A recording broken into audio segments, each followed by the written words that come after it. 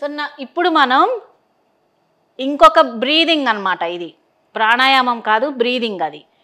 So ఈ breathing ఎక్సర్సైజ్లో ఏం చేస్తామంటే, సో శ్వాస తీసుకొని దీర్ఘంగా తీసుకోవాలి, నెమ్మదిగా వదిలేసేయాలి. మరొక దీర్ఘమైన శ్వాస తీసుకొని నెమ్మదిగా వదిలేసేయాలి. ఇప్పుడు మన క్యాండిల్ కొవ్వొత్తు ఉంటుంది కదా, దాన్ని ఎట్లా ఆర్పుతాము అట్లా చేయాలన్నమాట. సో శ్వాస తీసుకుంటాం, బాగా తీసుకున్నామా, తర్వాత ఒక్క ఫోర్స్గా అన్నమాట శ్వాస తీసుకొని,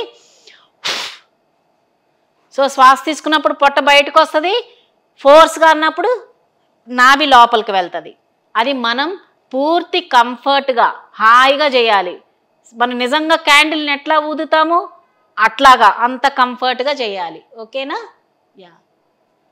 ఇప్పుడు తర్వాత ఏం చేద్దాము, ఇట్లా 4-5 సార్లు 5 సార్లు తీసుకోండి. దాని తర్వాత చాలా క్యాండిల్స్ని ఆర్పుతున్నారు, అది చేద్దాం ఇప్పుడు. సరేనా? సో ఇప్పుడు ఏం చేస్తామంటే, శ్వాస తీసుకొని ఒక శ్వాసకే 4-5 సార్లు ఊదుతామన్నమాట. సో 4-5 క్యాండిల్ ముందుండి మీరు ఒక శ్వాసతోటి ఆపాలంటే ఏం చేస్తారు, అట్లాగా. సో ఇది హాయిగా చేయాలి. సరేనా? ఎట్లా పడితే అట్లా చేయొద్దు, గట్టిగా ఫోర్స్గా అవసరమే లేదు. హాయిగా నిదానంగా హాయిగా చేయండి. సరేనా?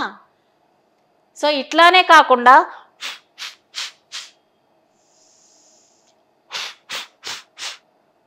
అట్లా కూడా చేయొచ్చు, లేకపోతే అట్లానే ఉంచేసి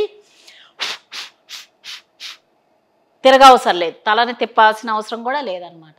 ఇది కొవ్వొత్తిని ఆర్పుతుంటాం కదా, అట్లాంటి బ్రీదింగ్ ఎక్సర్సైజ్ అన్నమాట ఇది. ఓకేనా?